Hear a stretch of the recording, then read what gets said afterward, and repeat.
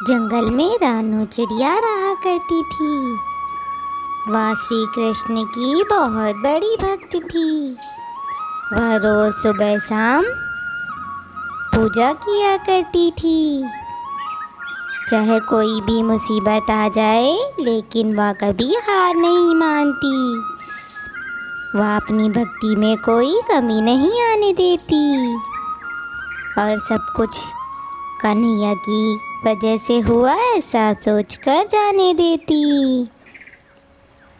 वह पूरे जग में अपनी भक्ति के लिए जानी जाती थी। सारे पक्षी जानते थे कि वह बहुत बड़ी भक्त है। एक बार वह नदी पर पानी पीने जाती है। गौरी कभी पहले से वहाँ बैठी थी।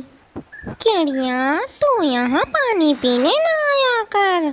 ये मेरा तालाब है, यहाँ मैं रहती हूँ। तुम अपना तालाब खुद ही बना लो। ये मेरा तालाब है। गौरी, तुम ये कैसी बातें कर रही हो? ये तुम्हारा तालाब नहीं है, ये सारे पक्षियों का तालाब है। जंगल में जितने भी पक्षी रहते हैं, ये सभी का तालाब है। सारे पक्षी यहाँ पानी पीने आते हैं। सारे पक्षी आते होंगे, लेकिन तुम आज से पानी नहीं पियोगी।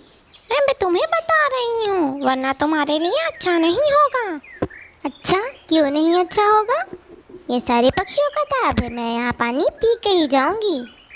देखती हूँ तुम क्या करती हो। दोस्तों, क्या आपने हमारे चैनल को सब्सक्राइब कर लिया है? और बेल आइकन दबाना ना भूलिएगा। जैसे ही चिड़िया पानी पीने जाती है, गौरी कभी उसे मारने लगती है। फिर उसे गौरी कभी मारती है। गौरी, ये तुमने अच्छा नहीं किया। ये सारे पक्षियों का तालाब है, मैं यहाँ से जा रही हूँ। देखना, तुम्हारे कर्मों का फल तुम्हें मिलेगा। ये तालाब पानी सारा सूख जाएगा, तब तुम्हें पता चलेगा। ऐसा कहकर चिड़िया रोते हुए वहाँ से चली जाती है। फिर चिड़िया अपने घर पहुँच जाती है और वह कान्हा की मूर्ति के आगे बैठी होती है। फिर वह सो जाती है। फिर थोड़ी देर बाद जब चिड़िया की आँख खुलती है तो देखती है कि उसके पास पानी रखा हुआ है। वह समझ जाती है कि कान्हा ने ही उसकी मदद की है। फिर वह पानी पी लेती है। और दूसरी तरफ, अरे, ये सारा तालाब सूख कैसे गया? कल तक तो ये पूरा सही था। पता नहीं आज ये सूख कैसे गया। सारा का सारा पानी कहाँ चला गया? उस तालाब का सारा पानी सूख चुका था। अब तो सारे पक्षियों के लिए मुसीबत बन चुकी थी, खासकर गौरी कौवी के लिए, क्योंकि वो तो वहीं पर ही पानी पीने जाती थी। गौरी कौवी को ये देखकर बहुत बुरा लगता है। फिर एक दिन वो चिड़िया के घर के पास से गुजर रही होती है। चिड़िया के घर के बाहर बैठकर सुनने लगती है। कान्हा, आपने तो मेरी बहुत मदद की।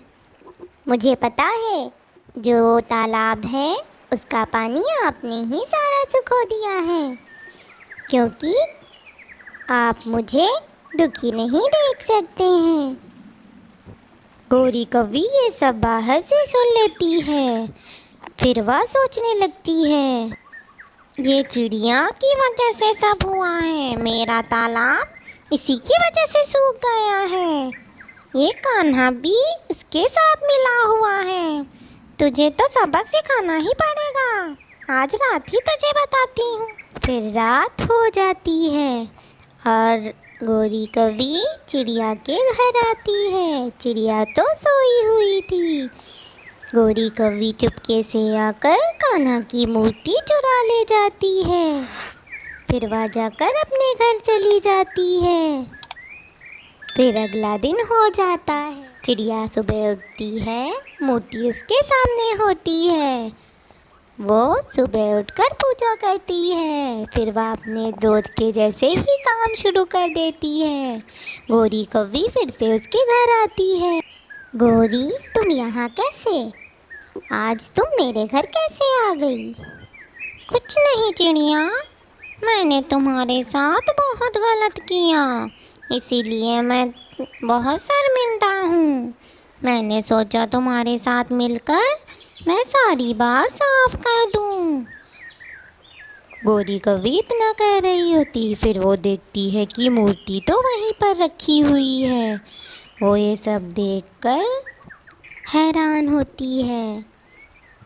कोई बात नहीं गौरी, अगर तुम्हें अपनी गलती का एहसास हो गया है, इससे ज़्यादा और कुछ नहीं चाहिए होता है। अब दोबारा कभी मत करना। हाँ हाँ चिड़िया, मैं अब कभी ऐसा नहीं करूँगी। फिर गौरी कभी अपने घर चली जाती है। गौरी कभी बैठकर सोच रही थी कि वो अब चिड़िया के साथ ऐसा क्या करे। मैं ऐसा क्या करूं कि इस चिड़िया के सबक मिल जाए। ये कुछ ज़्यादा ही उड़ रही है आजकल। जब से मेरे तालाब का पानी सूख गया है, तब से ये ज़्यादा अपने ऊपर घमंड कर रही हैं। फिर गौरी कव्वी को एक विचार आता है। फिर वह रात का इंतज़ार करती है। फिर रात हो जाती है। गौरी कव्वी चिड़िया के घर के बाहर जाती है और चिड़िया के घर में आग लगा देती है। फिर वहाँ पर खड़ी होकर कहती है, चिड़िया की बच्ची, अब तुझे समझ में आएगा कि मुझसे पंगा लेना कितना भारी पड़ता है।